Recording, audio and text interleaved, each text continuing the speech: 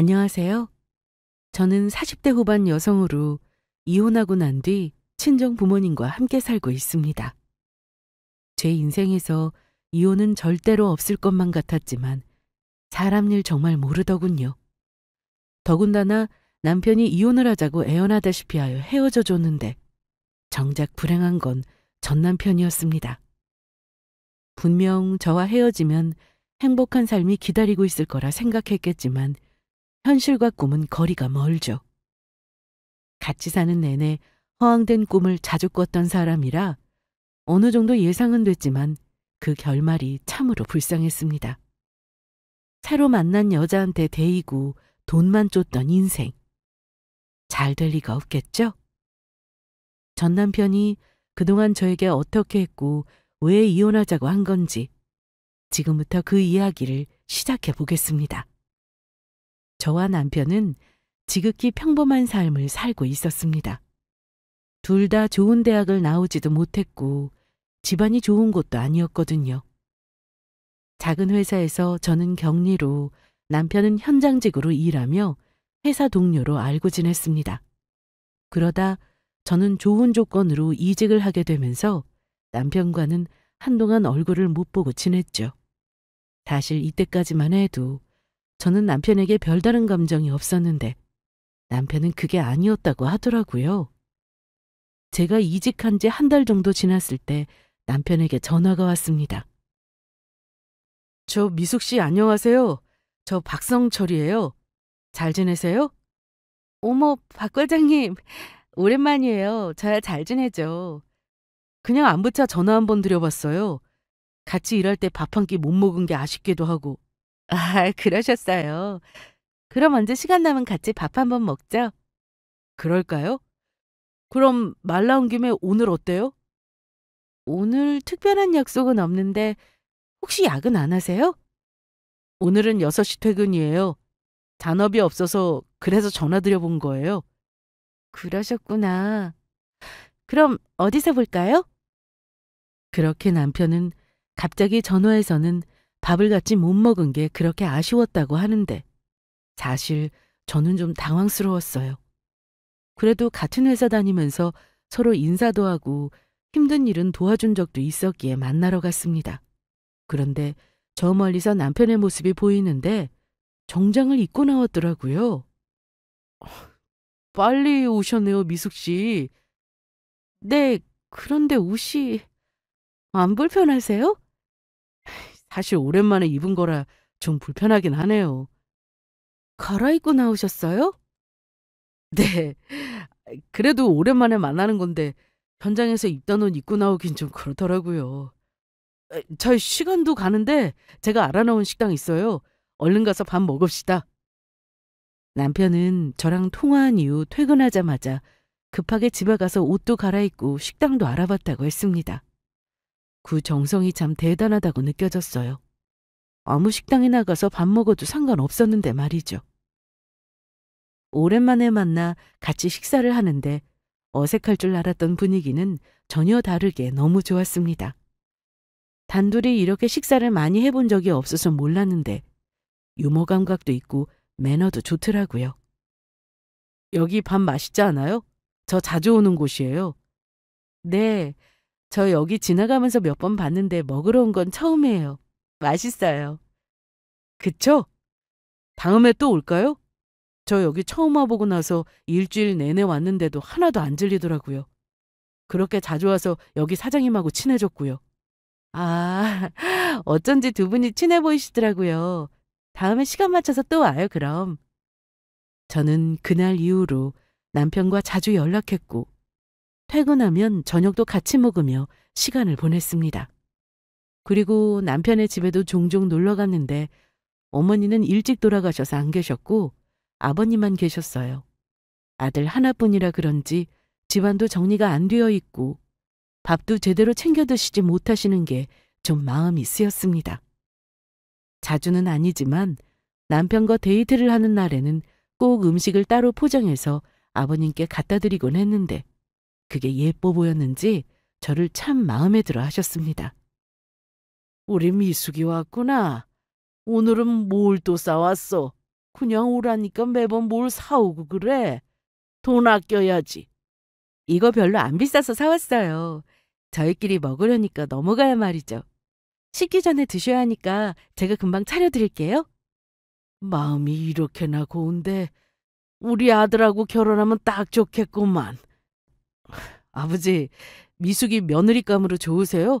나야 좋다마다. 그러니까 너희가 좋아야지. 아니 미숙이가 좋다고 해야 네가 장가를 갈 거 아니냐? 아버지도 참 아들보다야 며느리가 먼저야? 서운한데? 자, 다 됐어요. 얼른 드세요. 아직 뜨거우니까 천천히 드세요. 오냐 오냐 잘 먹으마. 저는 그렇게 남편의 아버지를 챙겨드리고 오는 날은 뭔가 뿌듯하고 마음이 편했습니다. 그리고 남편도 점점 좋아지고 결혼 생각도 들었죠. 이런 날들이 2년 가까이 되었을 때 남편은 저에게 결혼 얘기를 꺼냈습니다. 내가 부잣집에서 살게 해줄 수는 없지만 사는 내내 마음 편하고 항상 재미있게 그렇게 살게 해줄게. 나랑 결혼해주라. 응? 저는 고민할 것도 없었습니다. 저 역시 남편이 좋았고 아버님도 저를 예뻐해 주시니 결혼을 고민할 이유가 전혀 없었죠. 그렇게 양가 인사 후 저희는 드레스와 턱시도 차림으로 사진을 찍었고 따로 식을 올리지는 않았습니다. 바로 혼인신고를 하고 살게 되었어요. 결혼식은 나중에 형편이 좀 되면 그때 올리자고 서로 얘기를 했는데 사실 서로 그게 중요하다고 생각하지는 않았던 것 같습니다. 둘만 좋으면 되었으니까요. 신혼집은 처음부터 남편이 알아서 해온다고 했는데 부담되면 저도 보태겠다고 했습니다. 하지만 집만큼은 직접 해오고 싶다고 하여 그러라고 했습니다. 지금이야 어딜 가든 집값이 비싸지만 제가 결혼할 당시만 해도 서울을 벗어나면 작은 평수의 아파트는 그리 비싸지 않았습니다. 저희는 20평대 아파트 전세로 계약을 했고 3년 정도 살다가 30평대 아파트로 내 집 마련을 했습니다. 물론 대출을 받아서 장만했죠. 양가 도움을 받고 싶지 않았기에 오로지 저희 부부의 힘으로 대출금도 차곡차곡 갚아나갔습니다. 저는 결혼 생활 내내 시댁을 정말 자주 방문했는데요. 바로 혼자 계시는 아버님 때문이었습니다. 오죽하면 남편이 그냥 살림을 합치자는 말까지 나올 정도였죠. 아니 이렇게 자주 올 필요 없다. 너네 재미나게 살아. 응? 저희 잘 살고 있어요. 아버님 식사 챙기러 오는 건데 뭐가 어렵다고요. 아무리 가까운 데 살아도 자주 오는 게 쉬운 일이야. 밥은 내가 알아서 먹는다는데 자꾸 오지 마라. 둘이 살아 둘이. 미숙아, 그럼 이참에 아버지랑 살림 합칠까? 이 정도면 거의 같이 사는 거나 다름없지 않아? 난 내가 결혼을 한 건지 아버지랑 계속 같이 사는 건지 분간이 안 된다. 난 좋아. 아버님이 나 시집살이 시킬 분도 아니고. 내가 싫다? 합치긴 뭘 합쳐? 둘이서만 잘 살면 돼. 그게 내가 바라는 거다. 아버님은 같이 사는 걸 정말 반대하셨습니다. 한편으로는 저희와 함께 사는 걸 바라시지 않을까 싶기도 했는데 항상 오지 말라고 하시고 오면 또 예쁘다 하시고 그런 분이셨어요.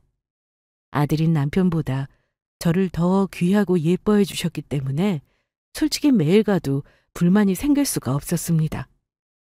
그렇게 시댁에 다녀오면 고마워 여보. 우리 아버지 항상 잘 챙겨주고 그래서. 내가 좋아서 하는 거야. 고맙다는 말 좀 하지 마. 이런 건 또 표현해야지. 두고 봐라. 내가 진짜 돈 많이 벌어서 우리도 한강뷰 아파트에서 살자. 수입차도 타고 다니고 내가 너 명품도 좋은 걸로 많이 사줄게. 나 믿지? 당연히 믿어. 그런데 난 그렇게 좋은 집도 차도 필요 없어. 지금 우리 집이면 충분하고. 정말이야. 명품 가방 있어도 모시고 산다던데 난 편한 게 좋다고. 그러니까 그런 생각 말고 자기도 아버님한테 자주 연락드리고 그래. 갈 때마다 점점 살이 빠지시는 것 같아. 알았어. 그런데 난 아버지한테 전화해도 뭐라고 말해야 할지 잘 모르겠더라. 자기가 내 몫까지 잘해주니까 고마울 따름이지. 저희 부부는 이때까지만 해도 별다른 문제가 없었습니다. 남들과 다르지 않은 평범한 부부였고 둘 다 돈은 많이 벌지는 못해도 사는데 지장도 없었고요. 아버님도 아직은 건강하시니 앞으로도 이렇게만 살자 싶은 생각이 들었죠. 여기에 아이까지 생기면 더없이 좋겠다 싶었지만 그건 제가 마음대로 할 수 있는 부분이 아니니 열심히 살다 보면 예쁜 천사가 찾아올 거라 생각하며 지냈습니다. 그러던 어느 날 아버님이 화장실에서 미끄러지시면서 병원에 실려가셨습니다. 직접 119에 신고도 하셨는데 병원에 도착 이후 정신을 잃으셨다고 합니다. 뇌출혈로 응급수술을 받으시고는 한동안 중환자실에 계셨어요. 아버지 계속 저렇게 계시면 어떡하지? 일어나실 거야. 난 당장이라도 일어나서 내 이름 부르실 것 같아. 내가 의사한테 물어봤는데 오래 누워있을수록 힘들다고 하더라고. 물론 예외는 있다고 했고. 기다려보자. 응? 아버님은 그렇게 8개월을 누워 계셨습니다. 일반 병실로 옮긴 뒤에는 낮에는 간병인이 아버님 대소변을 받아주며 돌봐주셨고 저녁에는 퇴근 후 제가 와서 아버님 마사지도 해드리고 책도 읽어드리고 했어요. 귀로는 제 목소리를 다 듣고 계실 것 같아서요. 포기하고 싶지 않았습니다. 힘에 부칠 때가 많아서 친정 부모님도 간병인한테 그냥 다 맡기고 주말만 찾아뵙는 건 어떠냐고 하셨는데 제가 그렇게 못하겠더라고요. 아들도 못하는 걸 며느리가 한다고 주변에서는 대단하다 그러시는데 사실 대단한 게 하나도 없었습니다. 만일 제가 누워있다고 생각해보면 아버님은 어떻게든 저한테 도움되는 걸 다 해주셨을 텐데 제가 이거 하나 못하겠어요? 그래서 힘들어도 아버님 생각하며 팔다리 주물러드리고 욕창 생기지 않게 자세도 바꿔드리고 했습니다. 제가 이걸 1년이나 했어요. 그런데 결국 아버님은 제대로 눈도 떠보지 못하고 세상을 떠나셨습니다. 진짜 허망하더라고요. 이렇게 가실 거 한 번, 딱 한 번 눈이라도 뜨고 가시지. 마음이 너무 아팠습니다. 저희는 아버님 장례를 치르고는 사시던 집을 정리하면서 이런저런 이야기를 나눴습니다. 아버지가 내 어릴 적 물건 다 가지고 계셨네? 그래? 어디 봐. 이야, 이거 진짜 옛날 일기장이네. 자기가 외아들이라 그런지 애틋하셨을 거야. 힘들어도 잘 견디자. 응? 난 썩 좋은 아들은 아니었는데. 그래도 자기가 나 대신 자식 노릇 해줘서 아버지 좋은 곳에 가셨을 거야. 그렇게 믿을래. 그래, 우리 그렇게 믿자. 남편은 한동안 아버님이 사시던 집을 처분하지 못했는데 2년 정도 지나고 나서야 팔아버렸습니다. 그런데 그렇게 집을 팔고 당장 현금이 생기니 자꾸만 남편이 밖으로 나돌기 시작했습니다. 평소 운동이라고는 배드민턴이나 탁구 정도였는데 갑자기 골프를 한다고 하면서 비싼 골프복이랑 운동화 그리고 골프채까지 한 번에 수백만 원을 쓰고 다녔죠. 아버님의 재산이니 남편이 알아서 할 부분이지만 남편의 그런 행동이 보기 좋지는 않았어요. 여보, 우리 대출금 이제 5천만 원 좀 넘게 남아있는데 그냥 이자도 아낄 겸 한 번에 갚으면 어떨까? 당신 돈 있어? 무슨 수로 그 돈을 갚자는 건데? 아니, 아버님 집 한단 말이야. 우리 대출금 갚아도 돈이 남을 텐데 한번 생각해 볼래? 어차피 이 집 자기 명이고 내가 달라고 하는 것도 아니고. 야, 무슨 소리야. 은행 이자라 매달 얼마 되지도 않는 이자인데 이걸 갚으라고? 그럼 내 손에 현금이 별로 안 남잖아. 이거 가지고 투자해서 돈 좀 굴릴 거니까 돈 쓸 생각하지 마. 내가 알아서 할 거니까. 남편은 제가 돈을 달라고 하는 것도 아니고 같이 사는 집에 대출금을 갚자는 말에도 신경질을 냈습니다. 갑자기 손에 큰돈이 들어와서 그런지 전과는 달라진 모습이었죠. 보통 퇴근하고 오면 집에 바로 오던 사람이었는데 아버님 돌아가시고 나서부터는 정말 새벽에 집에 오는 날이 많았고 외박을 하기도 했습니다. 또 친정 부모님과 오랜만에 같이 저녁을 먹기로 한 날도 까맣게 잊고는 다음날 미안해 한마디로 끝내버리더라고요. 자기 좀 너무한 거 아니야? 나랑 단둘이 만나는 약속도 아니고 우리 엄마 아빠랑 만나기로 한 자리인데 말도 없이 안 나오고 전화도 안 받고. 그래서 내가 미안하다고 했잖아. 밖에서 일하다 보면 그럴 수 있고 요즘 나 바빠. 그래, 말이 나온 김에 물어보자. 대체 뭐가 그렇게 바빠? 매일 잔업하다 오는 거야? 잔업? 무슨 잔업이야. 예전에 박성철이 아니다 이 말이야. 진짜 지긋지긋한 그 회사도 빨리 그만두던지 해야지.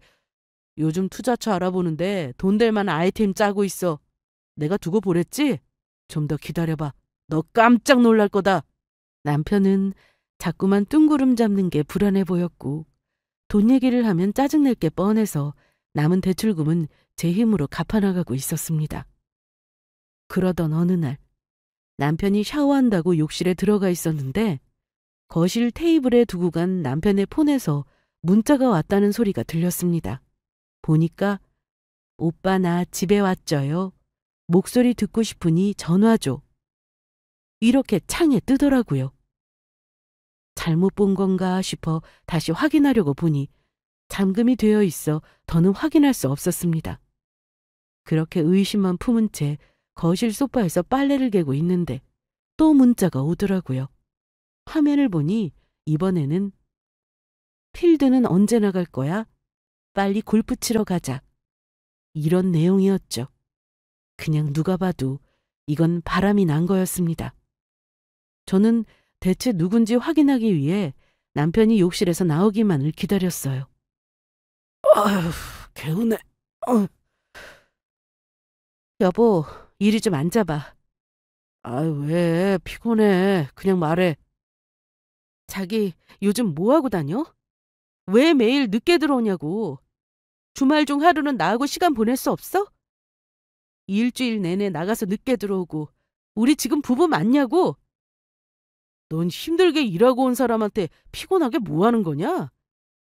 내가 보려고 본 게 아니라 빨래 개면서 자기 핸드폰에 문자 온 게 떠서 봤는데 자기 혹시 여자 있어? 뭐? 아니 이게 갑자기 무슨 소리야? 너 진짜 하다 이제는 의부증 있냐? 난 살면서 한 번도 네 핸드폰 들여다본 적 없어. 그런데 넌 이게 무슨 매너야? 그래 미안해. 그런데 화면에 뜨길래 본 거야. 그럼 오빠 어쩌고 한 게 누군데? 어? 그게 그냥 친구야. 친구 녀석이 장난치려고 오빠라고 보냈나 보네. 신경 쓸 거 없어. 나 피곤해서 먼저 잔다. 제가 직접 바람 피우는 걸 목격한 것도 아니고 문자를 완전히 오픈해서 본 것도 아니기에 답답했습니다. 정말 바람이라도 난 거면 어쩌나 싶었죠. 그런데 한동안 남편 핸드폰에서 그런 문자를 더 이상 볼 수 없었고 남편도 외박은 하지 않았습니다. 늦게 들어오는 날은 있었지만 전보다 나아지고 있는 모습에 그것만으로 다행이다 싶었죠. 그 후로 약 5년간 남편과는 별 문제 없이 지냈고 저는 열심히 대출금을 갚아나갔습니다. 월급의 3분의 1 정도의 대출금을 갚으면서 드디어 빚 청산을 하게 되었어요. 초반에는 남편과 함께 갚아나가서 크게 부담되지는 않았으나 언젠가부터 저 혼자 갚으면서 힘들었습니다.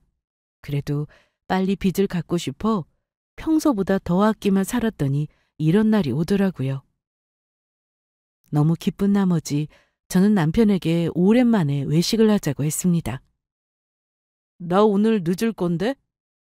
근데 왜 갑자기 외식이야? 자기야, 놀라지 마. 우리 대출금 다 갚았어. 정말? 잘했네. 수고했다. 나 좀 늦을 거니까 그렇게 알고 장모님하고 저녁 먹고 오든가. 끊는다. 정말 힘이 빠졌습니다. 그렇게 고생했는데 통화하는 내내 기뻐하는 목소리가 아니었죠. 자기도 늦으니까 친정 들렸다 오라고 하는데 갑자기 엄마도 보고 싶고 해서 퇴근 후 집이 아닌 친정으로 향했습니다. 요즘 박서방 왜 이렇게 얼굴 보기가 힘들어? 그치? 나도 그래. 무슨 말이 그래? 한 집에 살면서 얼굴 보기 힘들다니. 늦게 온다는 얘기야? 내 아빠 야근도 자주 하고 새벽에 들어올 때가 많아요. 그래, 돈 버는다는 게 다 힘들지 뭐. 그나저나 미숙이 너 정말 고생 많았다. 빚 없이 사는 게 최고야. 너무 고생했어. 5천이면 우리가 해줄 정도는 됐는데 그걸 그렇게 싫다고 하고. 내 딸이지만 대단해. 친정에 가서 남편과의 일을 다 말하고 싶지 않았습니다. 좋은 모습만 보여드리고 싶었거든요. 그렇게 저녁을 먹고 일부러 더 쉬다가 왔는데도 남편은 집에 없었습니다. 이때 시간이 12시가 넘었는데 또 외박이구나 싶었죠. 그런데 그때 남편에게서 전화가 왔습니다. 난데 고모가 돌아가셔서 장례식장 가는 길이야. 너도 오려면 오든가. 주소 찍을게. 그래? 알았어. 그럼 나도 준비하고 있을게. 주소 보내줘. 남편이 장례식장에 간다고 했습니다. 그냥 간다고만 했다면 믿기 어려웠을 텐데 저도 오라고 하길래 정말이구나 싶었죠. 남편이 보내준 주소대로 가보니 장례식장에 사람들이 별로 없었습니다. 고모님은 결혼도 안 하시고 혼자 사셨는데 그러다 보니 남편이나 자녀도 없이 장례식장이 그야말로 썰렁했습니다. 거기다 고모님의 오빠인 제 시아버님도 먼저 돌아가셨으니까요. 장례식장에는 고모님의 지인들이 주로 오셨고 남편과 함께 이런저런 얘기도 나누며 같이 자리를 지켰습니다. 아니 그런데 수님이 얘 재산은 누가 갖는 거야? 결혼도 안 해서 남편이랑 딸린 자식도 없었을 텐데. 그러게? 근데 재산이 어떻게 되나? 내가 듣기로는 10억쯤 된다고 했거든. 자식 있었으면 그거 다 갖는 건데 왜 결혼을 안 했을까? 수님이 얘는 돈도 많이 모아놓고 살아있을 때 다 쓰고 죽지 죽을 때 돈 가지고 가는 거 아니라더니. 안녕하세요. 저 고모 조카예요. 어머, 조카 왔구나. 난 또 누군가 했네. 고모 떠나서 마음 아프겠지만 잘 견뎌요. 네, 감사합니다. 그런데 아까 말씀하시는 거 들어보니까 고모님 앞으로 재산이 있다고. 네? 아유, 그게 저도 들은 건데 좀 된다고 하더라고요. 10억? 그래서 상속자 없으면 아마 나라로 귀속되지 않을까 싶네요. 아니다. 그쪽이 조카라고 했으니 사촌이네. 해당되지 않나? 그럼 받을 수도 있겠는데? 한번 알아봐요. 저도 듣기만 한 거라 정확한 건 잘 몰라요. 남편은 알지도 못하는 고모님 친구분들의 대화에 갑자기 끼어서는 유산에 대해 얘기를 나누었습니다. 장례식장에는 워낙에 사람들이 없기도 하고 크지도 않아서 대화하는 소리가 안 들릴 수가 없었는데 얼핏 듣기로 10억의 재산이 있고 받을 사람이 없다면 남편이 받게 될 수도 있다고 얘기를 나누는 것 같았습니다. 하지만 그 누구도 정확하게 제 남편이 그 유산을 받게 될 거라는 말을 확실하게 해주진 않았습니다. 그저 법대로 하면 남편이 상속자가 되는 건 명확한 사실이긴 했지만요. 저희는 고모님 장례도 잘 치러드렸고 이후 평소와 같은 일상을 보내며 지내고 있었습니다. 남편은 한동안 집에 잘 들어오더니 이후 다시 집에 잘 들어오지 않았고 그렇다고 바람을 피운다는 증거를 제가 가지고 있는 것도 아니기에 섣불리 말을 함부로 할 수도 없었죠. 사실 연애할 때는 그렇게 서로 좋다고 당장 결혼하고 싶다고 해서 부부가 되었는데 살다 보니 그 감정도 무뎌지고 저희는 결국 법적인 부부일 뿐 함께 무언가를 같이 하는 그런 부부는 아니었습니다. 그러던 어느 날 퇴근하고 집에 와보니 남편이 와 있었습니다. 아니, 자기 오늘 어쩐 일로 일찍 왔어? 뭐 이런 날도 있어야지. 할 얘기도 있고. 무슨 얘긴데? 해봐. 그냥 단도직입적으로 말할게. 우리 그만 헤어지자. 이혼하자고. 저는 순간 올 게 왔구나 싶었습니다. 그동안 저희는 말만 부부이지 사실 남보다 못한 사이나 다름없었거든요. 하지만 막상 이혼 얘기를 들으니 알겠다고 대답하기가 싫었습니다. 갑자기 왜 이혼을 하자는 거야? 이혼은? 너 솔직히 예전처럼 나 좋아해? 사랑해? 아니잖아. 나도 그렇단 말이야. 어떻게 연애할 때 감정이 여태 남아있을 수 있어? 결혼하면 의리로 산다는 말도 못 들어봤어? 아, 난 그런 건 모르겠고. 난 솔직히 결혼하고도 여전히 설레면서 살고 싶어. 우리가 그래? 그리고 우리가 자식이 있냐, 키우는 개가 있냐? 아무것도 없잖아. 지금 헤어져도 우리 이상할 게 없어. 복잡할 것도 없고. 그런 이유로 이혼을 하자고 하는 거야? 기가 막히네. 빨리 대답해. 나랑 계속 같이 살겠다고? 이혼은 안 할 거야. 왜? 이게 사는 거야? 어? 나 늦게 들어오는 거 너랑 같이 있기 불편해서 그런 거야. 너도 알지 않냐? 남편은 전곡을 콕 찔러 말했습니다. 그러면서 지금 사는 집을 주겠다고까지 했습니다. 야, 이 집 너 가져.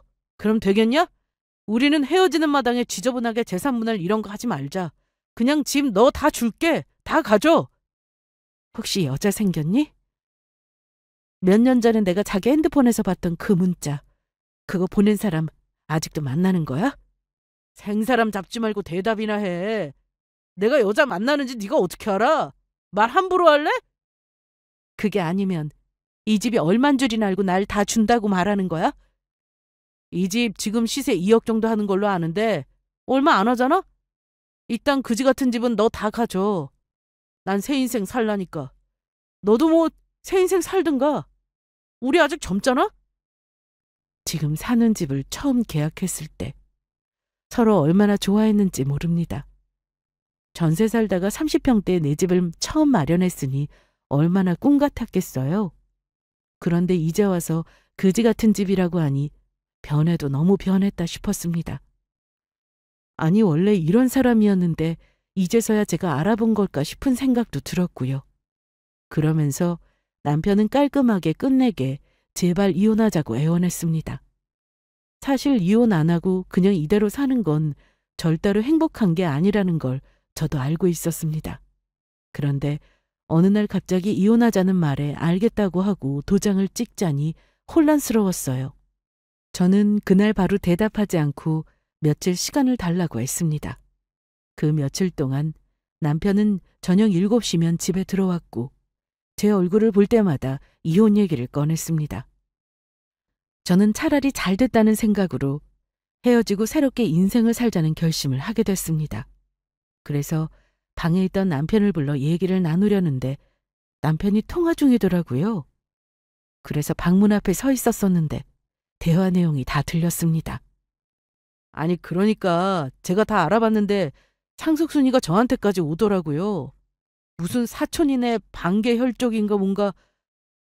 그리고 어차피 고모가 결혼도 안 한 상태였고 할머니 할아버지 돌아가시고 고모랑 형제자매 중 유일한 제 아빠도 돌아가셨으니 그 지분이 저한테 오는 걸로 아는데 맞죠? 그럼 다시 연락드리겠습니다. 네네. 들어가세요. 통화를 끝낸 남편이 방문을 열고 나오자 제가 서 있는 걸 보고는 깜짝이야! 언제부터 서 있었어? 이제 남의 대화도 엿듣냐? 아니 그게 아니라 이혼하자고 얘기하려고 하는데 통화 중이길래. 정말? 정말이지? 이혼하는 거지? 아싸! 고맙다. 미숙아, 우리 서로 갈 길 가서 잘 살자, 어? 그게 서로한테 좋아. 자, 여기 내가 작성할 부분은 다 썼어. 너 여기 하고 여기 작성하고 도장 찍으면 돼. 쉽지? 남편은 제 결심에 정말 환한 미소를 보이며 행복해했습니다. 이렇게나 좋아하는 걸 저는 왜 그렇게 못해준다고 했는지 참 스스로가 바보 같았습니다. 그래도 그동안에 정이 있고 한때 사랑했는데 이혼이라는 말에 바로 대답할 사람이 과연 얼마나 될까요? 저희는 그렇게 이혼을 하게 되었고 남편에게는 무슨 일이 있어도 현재 살고 있는 집에 대해서 지분 요구를 하면 안 된다고 각서도 받았습니다.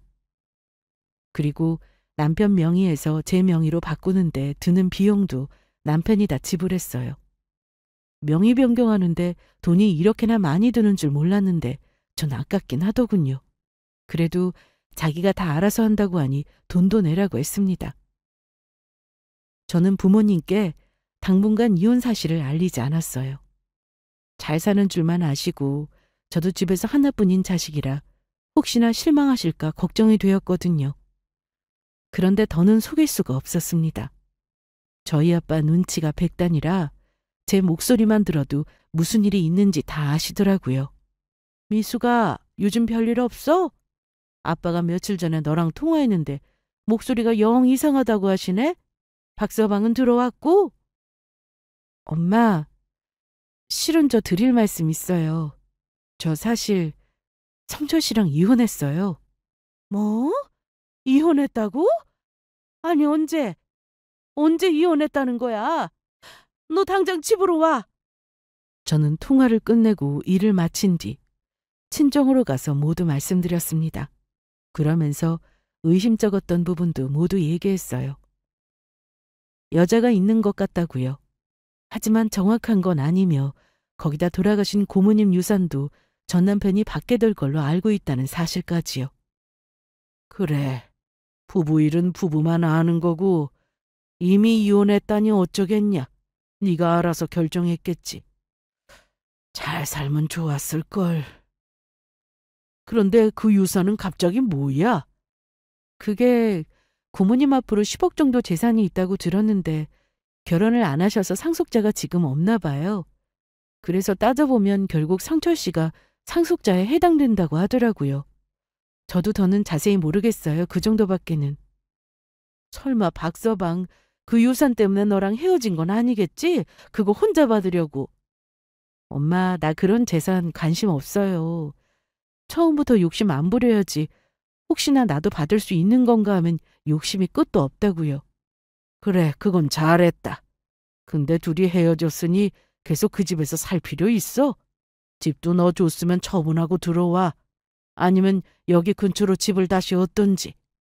엄마나 아빠는 하나뿐인 딸 자식이 이혼했다는 소식에 많이 속상해 하셨으나 제 결정을 존중해 주셨고 이왕 그렇게 된 거 차라리 가까운 곳으로 와서 자주 보고 살자는 말씀도 하셨습니다. 하지만 당장 이사할 수는 없었어요. 제가 이직 준비로 자격증 공부를 하고 있었는데 그 학원이 집 근처였거든요. 이사하면 학원까지 거리도 멀어지고 학원을 새로 바꾸자니 그건 싫었고요. 그래서 시험 보고 나서 집을 처분할 생각을 하고 있었습니다.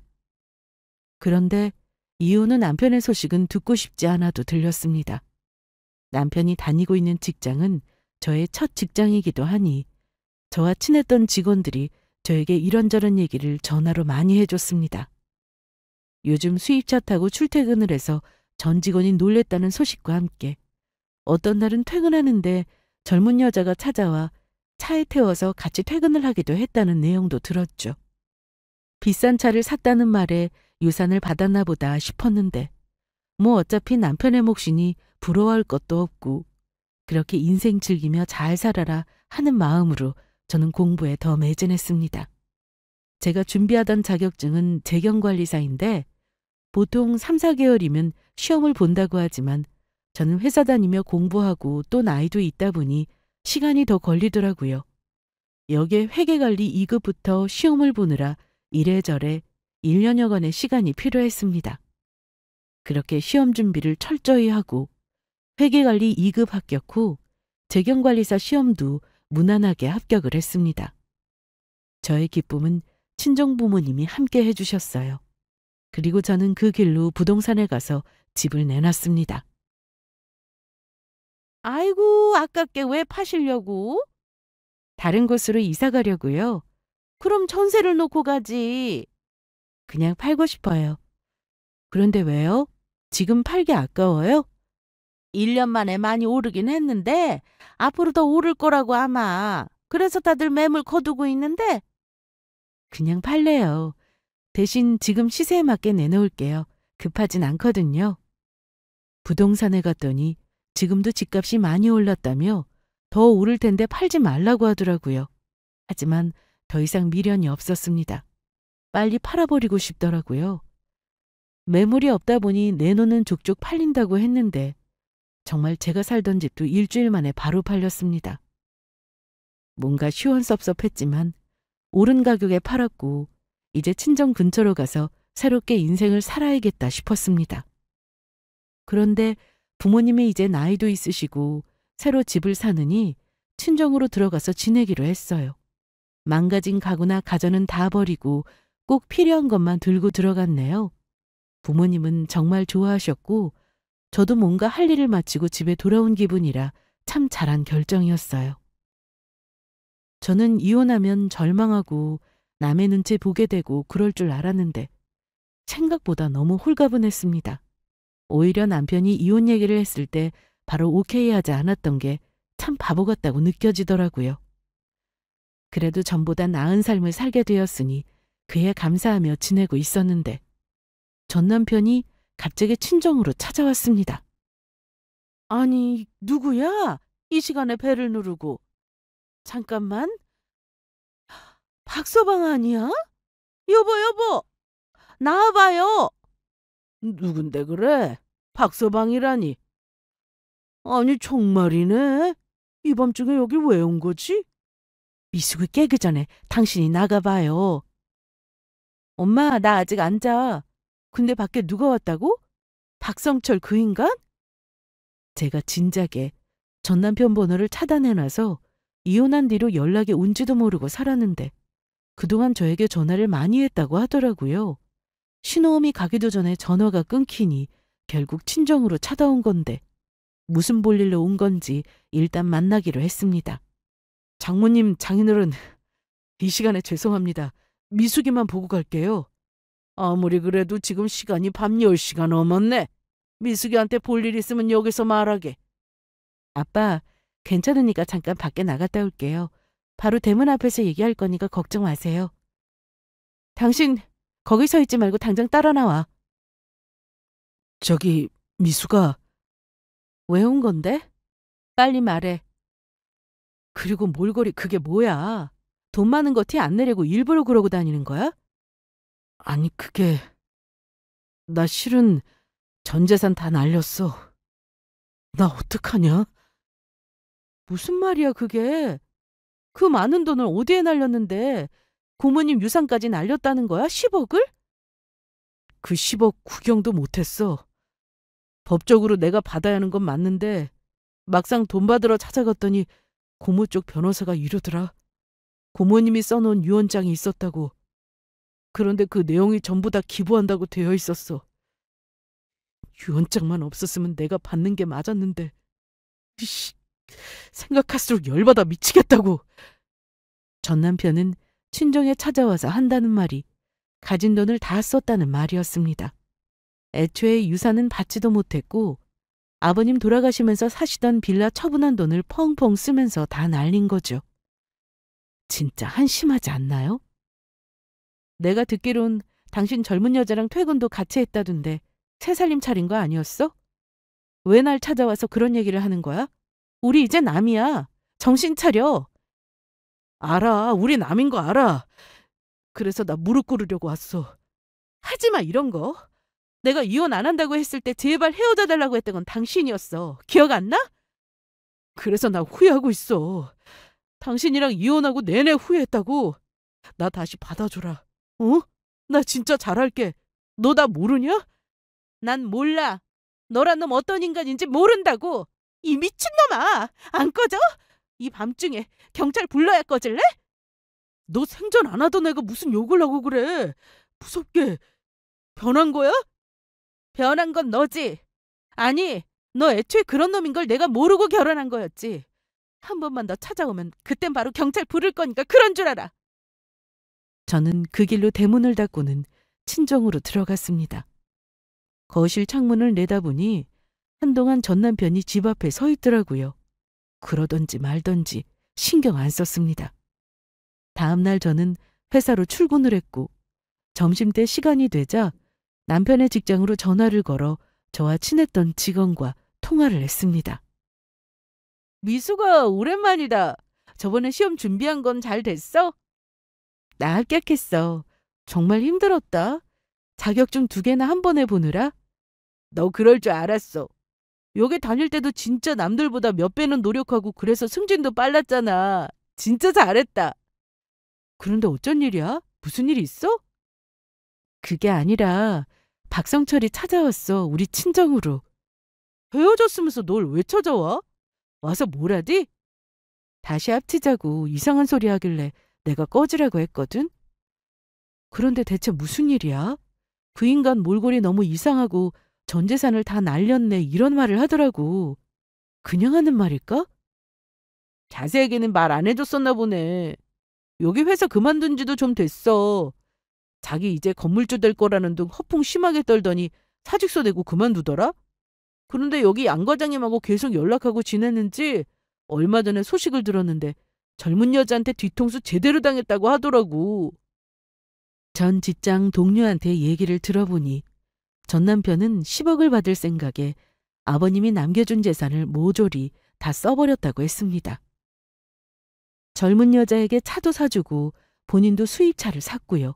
거기다 당장 머물 곳이 필요하니 그 여자가 살던 원룸에 살림을 시작했다는데 좁아서 평수를 넓혀주기까지 했다네요. 어차피 10억이 생길 거니 재산 탕진에 신용카드 한도도 최대한 다 끌어다 쓰고요. 여자한테 명품 사주고 먹고 놀고 하면서 다 써버린 거죠. 정말 듣다 보니 한심하기 그지없었네요. 그 여자가 좀 어렸나 봐. 17살 차이 났나? 그래서 결혼까지 약속했다면서 이것저것 해달라는 거 다 해줬는데 결국 받기만 하고 튀었대. 원룸 보증금도 다 가지고. 그래서 나한테 온 거구나. 받아달라고. 갈 곳 없으니까. 어휴, 박 과장님 인생도 참. 생각해보니까 너 이혼한 건 정말 잘했다. 너 인생은 좀 피는 것 같아. 잘 됐어 정말. 그래 보여? 앞으로 더 잘 돼야 할 텐데. 걱정 마. 너는 무조건이야. 그래 고맙고 내가 조만간 회사 한번 찾아갈게. 너도 보고 싶고 같은 부서 직원들도 다 보고 싶다. 또 통화하자. 저는 전화를 끊고 나서 허탈함이 밀려왔습니다. 고작 그러려고 조강지처를 벌였다니. 고작 그런 인간을 배우자로 선택했다니. 제가 너무너무 싫더라고요. 그래도 제 인생에서 과감히 이혼이라는 결정을 한 것에 대해 스스로 잘했다 말해주었고 다시는 전 남편과 엮이지 않으리라 마음먹었습니다. 하지만 전 남편은 제가 또 찾아오면 경찰을 부르겠다고 했음에도 여러 번이나 친정으로 찾아왔어요.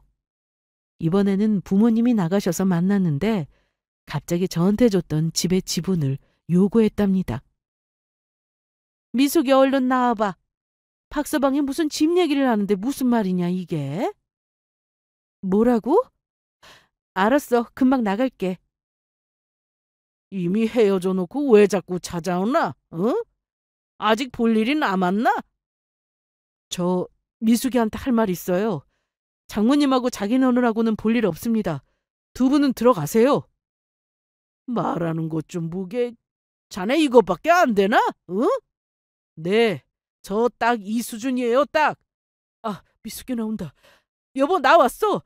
왜 이제서야 나온 거야? 너 미쳤니? 오늘은 술 처먹고 온 거야? 잘 됐네. 이거나 마셔. 저는 그 인간 얼굴에 얼음이 가득 담긴 찬물을 뿌렸습니다. 정신이 번쩍 들었는지 갑자기 눈을 크게 뜨고는 야, 이게 미쳤나? 아무리 그래도 내가 네 서방이었어. 그리고 난 네 상사였다.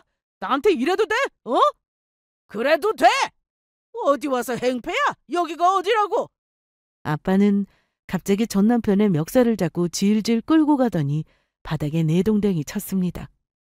길바닥에 넘어진 전 남편은 딱 보기에도 팔다리가 바닥에 쓸려 피가 났고 술에 취해 일어나지도 못한 채 집의 절반은 자기 지분이 있다며 내놓으라 소리소리를 질러댔습니다. 그래서 제가 이전에 받았던 각서를 얘기했더니 공증 안 받은 거라 효력이 없다는 말을 하더군요. 사실 법적 효력이 없는 건 저도 알고 있습니다. 그런데 이혼했고 명의 이전도 직접 해줬고 그 집과 전 남편은 아무 연관이 없다는 건 명명백백한 사실이었죠.